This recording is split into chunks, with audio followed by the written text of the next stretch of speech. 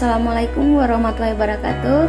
Perkenalkan, kami dari kelompok 8 yang terdiri dari Wikal Adityawan, Muhammad Azan, dan saya sendiri Wode Wulandari. Baik, langsung saja saya akan membacakan materi kami tentang pengorganisasian bisnis. Baik, pengertian pengorganisasian bisnis yaitu pemberdaya gunaan orang-orang yang ada dalam tatanan atau struktur organisasi bisnis dengan menggunakan sumber daya organisasi untuk mencapai tujuan bisnis. Adapun langkah-langkah proses pengorganisasian agar tujuan organisasi dapat tercapai yaitu adanya rincian seluruh pekerjaan yang harus dilaksanakan untuk mencapai tujuan bisnis. Yang kedua, adanya pembagian beban pekerjaan organisasi bisnis menjadi pekerjaan yang menjadi tanggung jawab masing-masing karyawan, sebagaimana termuat dalam uraian tugas atau job description. Pembagian pekerjaan harus rasional, adil, dan merata. Yang terakhir, yang ketiga, adanya mekanisme untuk mengkoordinasikan pekerjaan para anggota organisasi bisnis menjadi kesatuan yang terpadu dan harmonis. Baik, itu saja dari saya. Selanjutnya akan dilanjutkan rekan saya Wikal Adityawan. Baik, wassalamualaikum warahmatullahi wabarakatuh.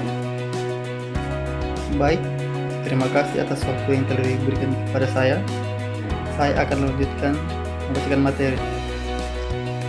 2. Bagan organisasi bisnis. Bagan suatu organisasi menggambarkan aspek-aspek penting dari suatu struktur organisasi bisnis, yaitu yang pertama, tergambarnya adanya pembagian kerja. Setiap kotak memperlihatkan satuan organisasi bisnis apa yang bertanggung jawab melaksanakan pekerjaan yang menjadi porsi bagian yang ada dalam kotak itu. Bagian 2, tergambar adanya posisi manajer dan bawahan yang menunjukkan hubungan wewenang dan tanggung jawab antara atasan dan bawahan.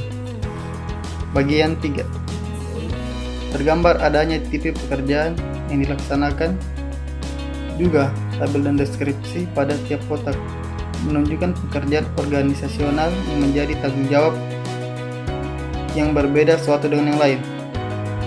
Bagian 4, tergambar pengelompokan segmen-segmen pekerjaan atas dasar fungsional, divisional, atau departementalisasi. Bagian 5,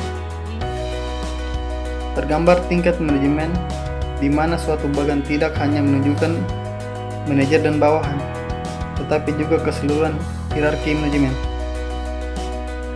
3. Struktur organisasi bisnis.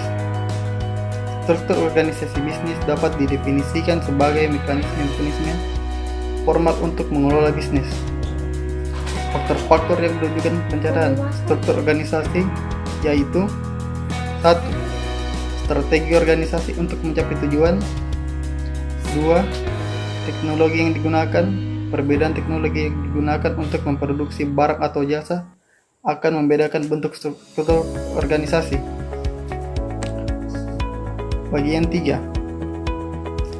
anggota atau karyawan dan orang-orang terlibat di dalam organisasi itu.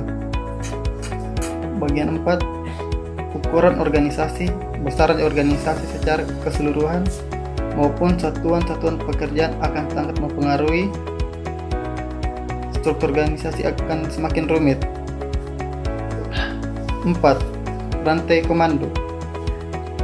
Dalam struktur organisasi, termasuk organisasi bisnis, ada istilah rantai komando atau chain command yang merupakan garis wewenang yang tidak terputus yang menghubungkan semua orang dalam organisasi dan menunjukkan kepada siapa seorang harus bertanggung jawab. Sekian, terima kasih. Selanjutnya akan dilanjutkan oleh teman saya yang bernama Muhammad Hasan Asrif. Assalamualaikum warahmatullahi wabarakatuh. Saya Muhammad Hasan akan melanjutkan materi dari kelompok kami, yaitu yang kelima, wewenang. Wewenang authority dalam organisasi termasuk bisnis merupakan hak yang formal dan sah dari seorang manajer untuk mengambil keputusan, mengeluarkan perintah, dan mengalokasikan sumber daya agar tercapai hasil yang diharapkan oleh organisasi. Wewenang ditentukan oleh 3 kategori berikut, yaitu Yang pertama, wewenang berada pada posisi organisasi, bukan pada orang.